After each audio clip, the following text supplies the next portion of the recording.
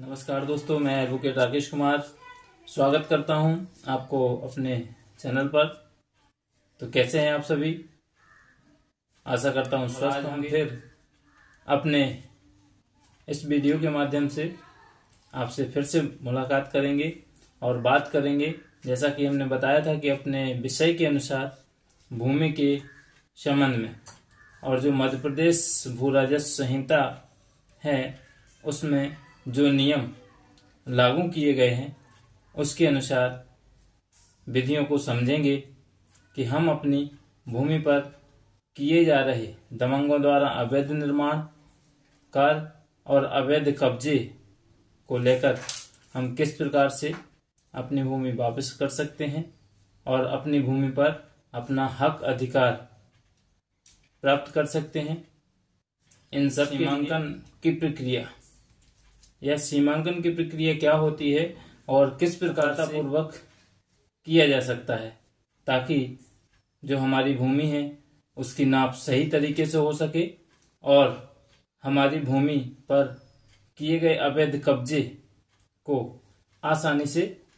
छुड़ाया जा सके। बात करेंगे मध्य प्रदेश भू राजस्व संहिता की धारा 129 कि कोई भी काश्तकार कृषक अपने भूमि जो उसके सर्वे नंबर हैं, उनको खसरा नंबर भी बोलते हैं, या सर्वेक्षण संख्यांक हैं, उपखंड या ब्लॉक संख्यांक के नाम से भी सीमांकन है, के लिए तहसीलदार के समक्ष अपनी अर्जी पेश कर सकते हैं। और अपनी अर्जी लगाने के पश्चात तहसीलदार महोदय द्वारा आदेश किया जाता है कि मौके पर विधिवत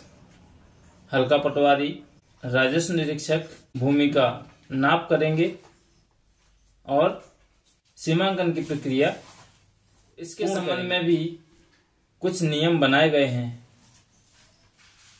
ताकि आपके भूमि से लगे हुए अन्य किसान हैं उनके साथ भी अन्याय ना हो और आपके साथ भी अन्याय ना हो। इसके संबंध में जो संहिता की धारा 129 है उसमें नियम जो बनाए गए हैं उसके अनुसार अगर हम बात करेंगे तो उसमें स्पष्ट लेख है। तो जो संहिता की धारा 129 है उसका फर्स्ट क्लोज या उपधारा 1 कहती है कि तहसीलदार किसी पक्षकार के आवेदन पर जो आपने अर्जी लगाई हुई है या जो भी काश्तकार, भूमि स्वामी या भूमि का मालिक अपनी भूमि को नापने के लिए तहसीलदार के यहाँ अर्जी प्रस्तुत करता है, उस पर तहसीलदार महोदय विधिवत हल्का पटवारी, राजस्व निरीक्षक या अन्य जो अधिकारी हैं उनके लिए आदेशित करता है कि वह मौके पर सीमांकन करे। मौके पर दल गठित करके भी सीमांकन कराया जाता है। तो उसके अनुसार जिन भूमियों का सीमांकन किया जाएगा वहां पर सीमा चिन्ह पक्षकार के खेत पर या भूमि पर निर्मित करवा सकते हैं। अब बात करेंगे या सब क्लॉज 2 कहता है कि यदि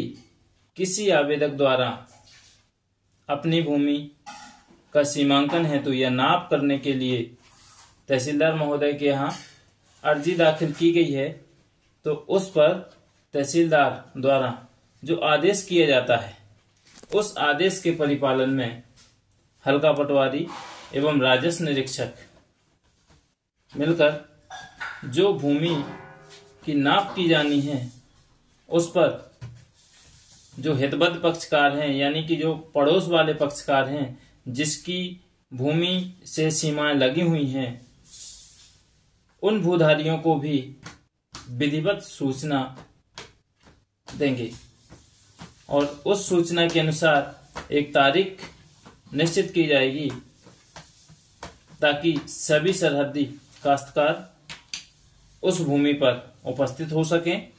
जिस भूमि की नाप की जानी है। और जो उस सरहदी से लगे हुए काश्तकार हैं उनको भी जानकारी मिल सके कि हमारी भूमि सही नाप की गई है अन्यथा कि गलत तरीके से, ताकि जो आवेदक है उसको पता चल सकेगा कि हमारी भूमि अन्य किस किस सरहदी काश्तकार की भूमियों में है, यानी कि अवैध कब्जा किसी अन्य काश्तकार का है या नहीं। अगर अवैध कब्जा भी पाया जाता है तो मौके पर राजस्व निरीक्षक एवं हल्का पटवारी द्वारा वहां पर एक सीमा चिन्ह निर्मित कराए जाएंगे या पत्थर गड़वाए जाएंगे। तत्पश्चात वह अपना मौके पर ही एक पालन प्रतिवेदन और पंचनामा समस्त सरहदी काश्तकारों और आवेदक के मध्य लेख करेगा और आरआई महोदय आगामी समय में प्रतिवेदन प्रस्तुत कर उक्त सीमांकन की संपूर्ण प्रक्रिया करने के पश्चात तहसीलदार महोदय के समक्ष सीमांकन कार्यवाही को प्रस्तुत करेंगे। इस प्रकार से जो सीमांकन की प्रक्रिया होगी वह समस्त सरहदी काश्तकारों की उपस्थिति में होगी, और यदि किसी पक्षकार द्वारा अवैध रूप से या गोपनीय रूप से सीमांकन कराया जाता है, यानी कि जो हितबद्ध पक्षकार है उसे अगर सूचना नहीं दी जाती है और उसकी जमीन नाप कर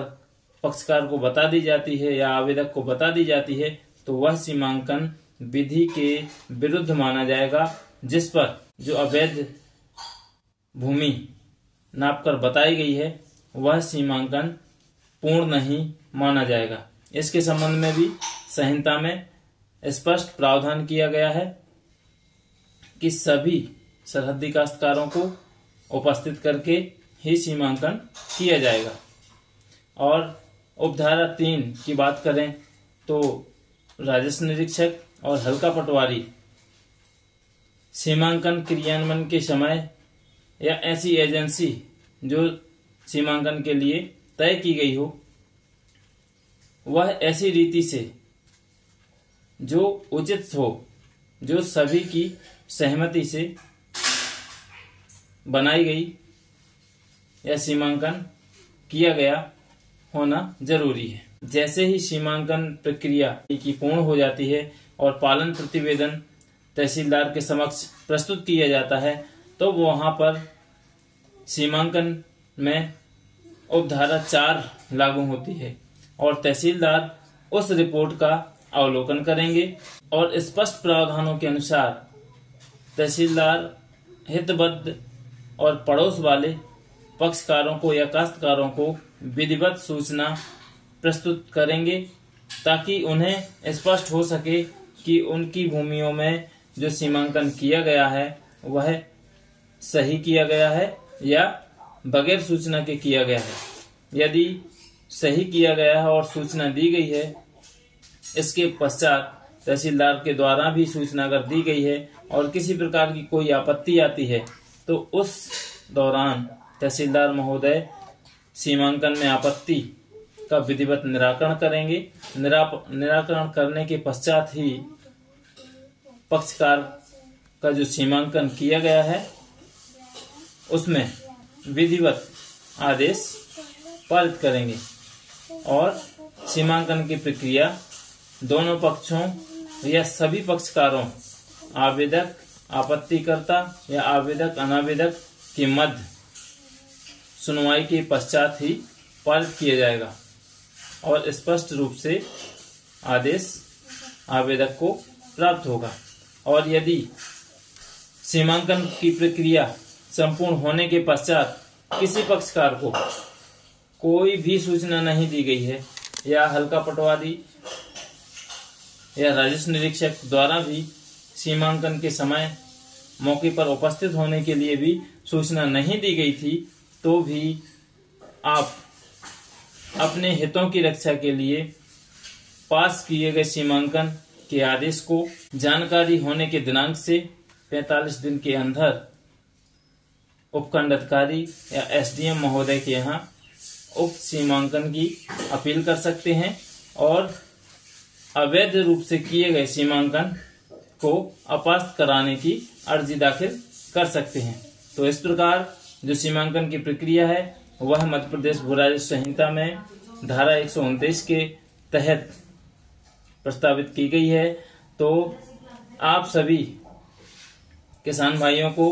लगभग तय हो गया होगा कि अगर हम अर्जी लगाते हैं और हल्का पटवारी द्वारा विधिवत सूचना नहीं दी जाती है तो हमारा सीमांकन वैध नहीं माना जाएगा, या फिर सीमांकन के पश्चात तहसीलदार महोदय द्वारा भी